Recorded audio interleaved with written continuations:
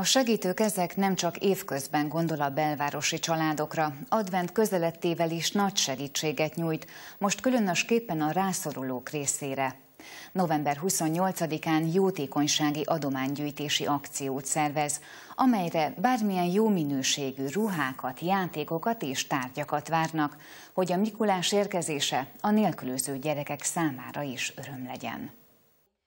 Az adománydobozok már magasan tornyosulnak a segítőkezek irodájában.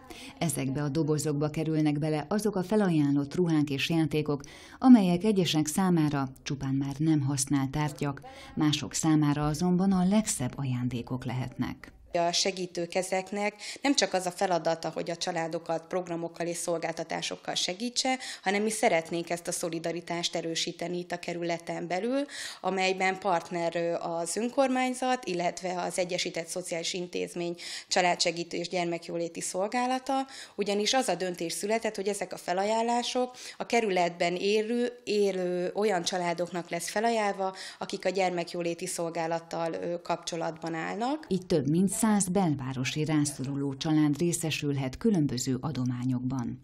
Ruhákból például már érkezett jó néhány, de mást is találtunk a dobozokban. Hova fagyban táncol a délapó, ő jól tudja, hogy minden gyerek jó.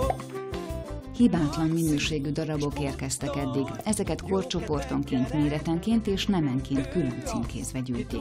De további felajánlásokat is várnak a külön erre a célra szervezett adventi jótékonysági napon. November 28-án, tehát ezen a héten szombaton lesz az Aranytíz Kultúrházban, délelőtt 9-től délig várjuk a felajánlásokat. Erre már korábban is volt példa a ruhabőrze kapcsán, ahol több tucat játékot és ruhát ajánlottak fel a kerületi családok. Emlékszik vissza az ügyvezető. Kifejezetten nagy mennyiségű ruhákkal érkeztek, és én már úgy próbáltam is őket irányítani egy asztalhoz, hogy ők akkor biztosan adásvételre hozták a ruhákat, illetve a játékokat, és mondták, hogy nem, ezeket ők mint jótékonysági felajánlás hozták, és különösen így szívmelengető látvány volt az, hogy ezek nagyon gondosan, nagyon szépen előkészített, kimosott, kivasalt, megkímélt ruhák és játékok azok, amiket át tudunk adni. Tehát én azt látom ezeken a családokon, akik ezeket a felajánlásokat hozták, hogy ők tiszta szívből hozták ezt, és hogy nagyon szeretnék azt, hogy ezek jó helyre kerüljenek, és mi mindent meg fogunk tenni annak érdekében, hogy ez így is legyen,